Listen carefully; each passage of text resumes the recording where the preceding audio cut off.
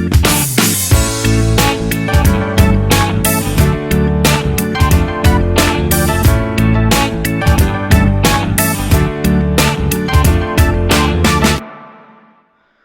halo semuanya. Ketika dihadapkan pada sebuah proyek, tentunya kita harus memikirkan manajemen kinerja agar proyek tersebut berjalan sesuai dengan visi maupun misi organisasi. Nah, kali ini kita akan membahas tentang bagaimana sistem manajemen kerja, ya. Nah, kami dari kelompok 1 ini akan kita bahas dan kita praktekkan dalam sebuah koperasi simpan pinjam. Baik, sebelumnya perkenalkan saya Iwan Nurisandi, mahasiswa jurusan Manajemen, Sekolah Tinggi Ilmu Ekonomi Indocakti Malang, tahun angkatan 2020. Di sini saya sebagai moderator dan juga bersama teman-teman satu kelompok, yaitu Mas Arsyad, ada Mas Fahru Rozi, Eko Arif, Adi Saputra, dan yang terakhir adalah Frans Rusal Simanjuntak. Baik teman-teman, untuk tahap yang pertama kita akan bahas tentang siklus yang kita pakai dalam materi MPO ini. Kebetulan kita pakai siklus yang sangat sederhana tentunya, dan lebih jelasnya akan disampaikan oleh rekan saya, Mas Fahru Rozi. Dipersilahkan.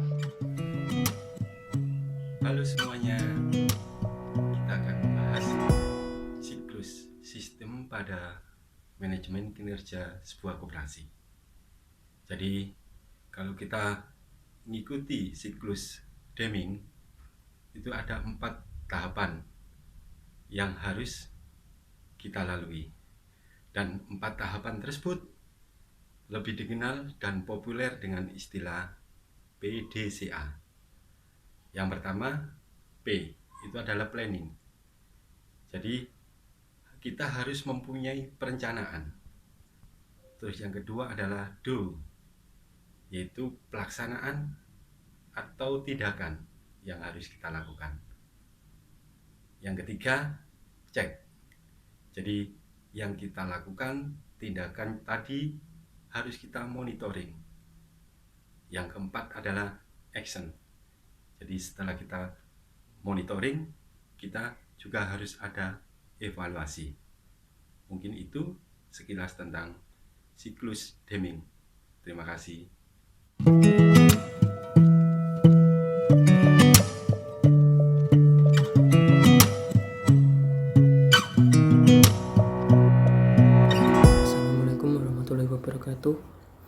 Perkenalkan, nama saya Muhammad Arsyad Afifuddin dari kelompok 1 MPO.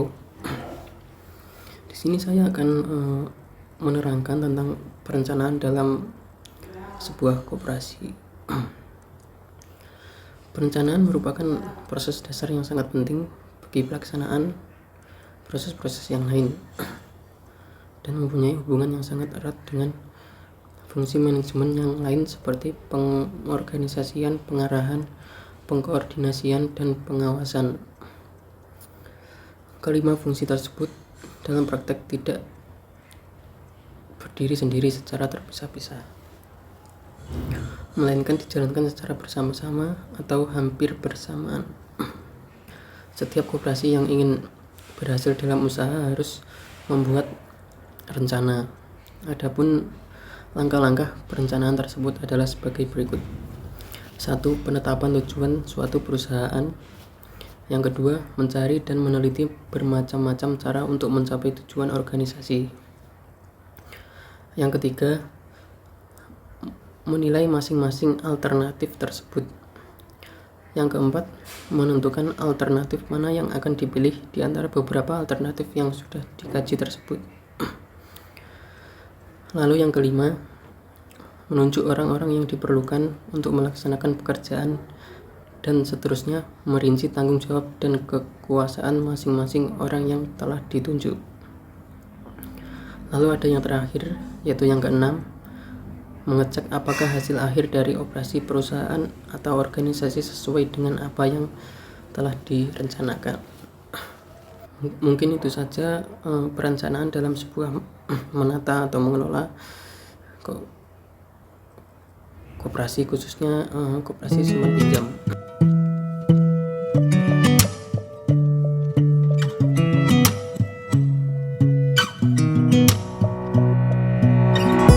Baik, terima kasih. Assalamualaikum warahmatullahi warahmatullahi wabarakatuh. Salam sejahtera bagi kita semua.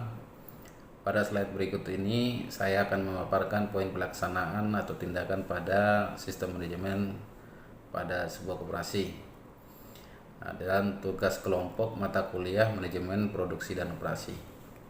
Nah, kebetulan pada tugas ini kami membawa tema dengan judul sistem manajemen kinerja pada model Deming. Nah, pada slide ini saya jelaskan pelaksanaan atau tindakan pada kegiatan koperasi dapat dirumuskan dengan beberapa langkah, yaitu pertama, mengelola sumber daya manusia dari tingkat manajemen hingga bawahan, baik dari jumlah maupun juga kualitasnya. Yang kedua, membuat atau menentukan job disk pada masing-masing bagian sesuai dengan fungsinya masing-masing. Tujuannya supaya tidak terjadi saling silang atau tumpang tindih tanggung jawab dan kerjaannya. Yang ketiga, mengadakan briefing dalam setiap mengawali aktivitas setiap hari. Ini tujuannya untuk mendorong semangat dan semangat solidaritas untuk melakukan setiap tugasnya ya dalam bagian masing-masing. Jadi tidak ada yang saling membiarkan ya atau bahkan saling mengandalkan. Yang terakhir, menjalankan tindakan atau kegiatan sesuai dengan target perencanaan yang sudah dibuat sebelumnya. Tujuannya ini supaya terlaksana kegiatan yang baik dalam melayani anggota maupun mau yang di kantor maupun yang di lapangan. Jadi semua terlaksana dengan baik, bisa dengan maksimal, terukur dan terorganisir. Mungkin demikian paparan saya dalam slide ini, dan slide berikutnya akan dibawakan oleh rekan saya, Mas Eko. Untuk itu sebelumnya saya ucapkan mohon maaf ya jika ada kesalahan dalam membawakan slide ini. Untuk itu saya ucapkan sekian dan terima kasih.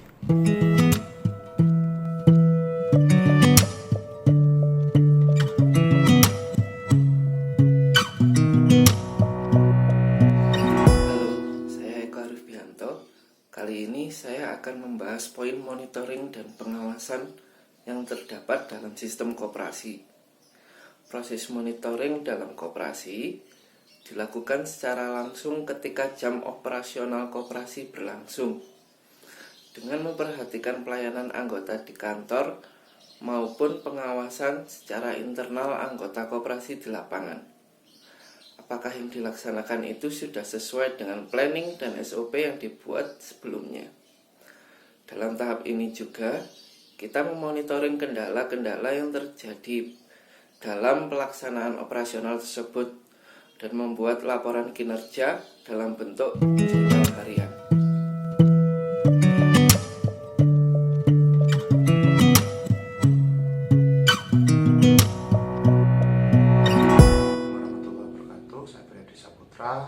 Akan membahas tentang sebuah sistem manajemen kerja koperasi. Sebagaimana tadi yang sudah dijelaskan oleh rekan-rekan kami dari kelompok 1, bahwa pada pelaksanaan sistem kinerja sebuah koperasi itu dilakukan berbagai tahapan. Ada 4 tahapan, yaitu tahapan perencanaan. Yang pertama adalah tahapan perencanaan, di mana dalam tahapan perencanaan merencanakan semua hal yang berhubungan dengan sistem kerja koperasi. Pada tahapan yang kedua yaitu pelaksanaan, yakni adalah mengimplementasikan apa yang sudah direncanakan, apa yang sudah disepakati oleh manajemen dan anggota tentunya.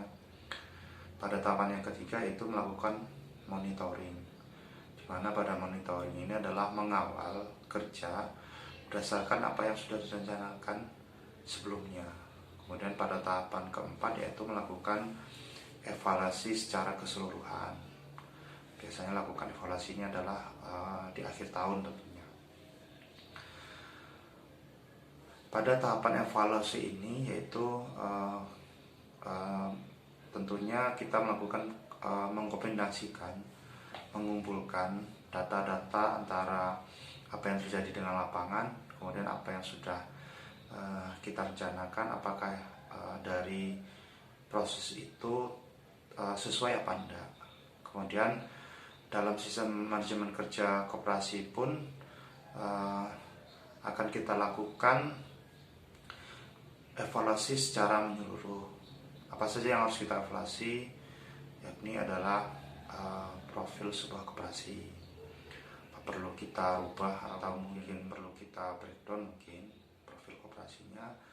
Kemudian yang kedua itu jenis kegiatan usaha, di mana pada koperasi itu ada jenis seperti koperasi serba usaha, koperasi simpan pinjam, koperasi konsumsi, koperasi produksi, kemudian koperasi jasa.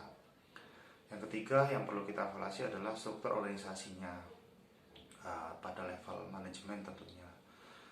Apakah struktur manajemen koperasi ini sudah sesuai dengan karakter yang ada di suatu wilayah atau sudah sesuai dengan kebutuhan anggota